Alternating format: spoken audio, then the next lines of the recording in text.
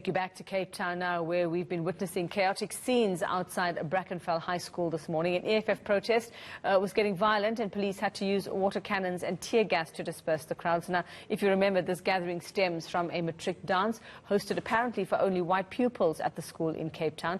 Let's get the latest from Ayesha Ismael now. She and Ronald Masinda both covering what's happening out there. Ayesha, good morning to you. And where are you? What are you seeing where you are in terms of what's happening today? So, well, I'm on the quiet side of Brackenfell, where earlier today the residents of Brackenfell gathered here on this corner, as well as members of the Cape Party. Now, the Cape Party said that they were here to support the residents and to protect the school as well.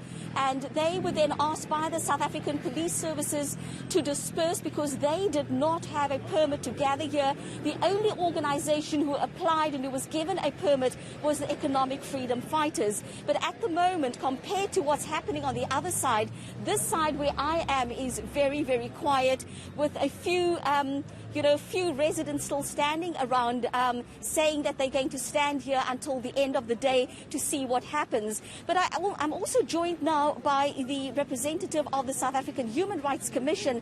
Now, you know that the South African Human Rights Commission got involved when it was revealed that there was this gathering, this social gathering that took place at the Brackenfell High School, where only white learners were allegedly invited to this party, and also only white teachers were at the party. And it was for this reason that the EFF decided to come and demonstrate at the school. But Mr. Nissan, you were telling me earlier that as the Human Rights Commission, you are compelled to investigate and to look into the allegations of racism at Brackenfell High School. Yes, our members were here about a week ago, 2 weeks ago, and have engaged with the principal, and we have offered to do, amongst others, to do the investigation, but at the same time to do transformation management training and diversity management training, in order, because what you see is just not Brackenfell. It's a microcosm of much bigger issues in our country, and that the Western Cape Education Department obviously has not prepared people, has not prepared schools for this kind of integration that needs to be and part of the social cohesion program.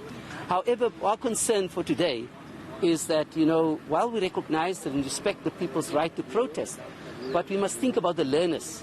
And those learners are writing exams. And all this commotion here are traumatizing those learners. And I think those learners have got the right to a safe environment to write their exams and not to be interfered by what we see around us here. Even political parties calling for people to come out, which is irresponsible. The people that needs to protect are the South African Police Services. That is their constitutional mandate, to protect all of us in South Africa, and we do not need to call upon people to come and protect. The South African Police Services must protect. But our call, whilst we are busy with the investigation and whilst we are busy in doing some programs of transformation and planning those programs of transformation and diversity management, we call upon people just to leave the learners, let the learners write, because now it's a more traumatic for the learners.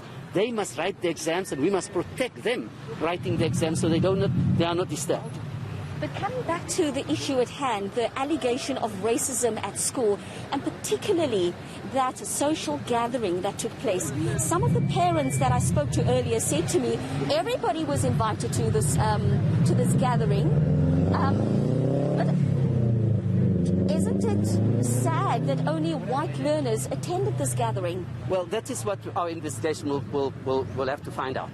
We hear all sorts of narratives going around.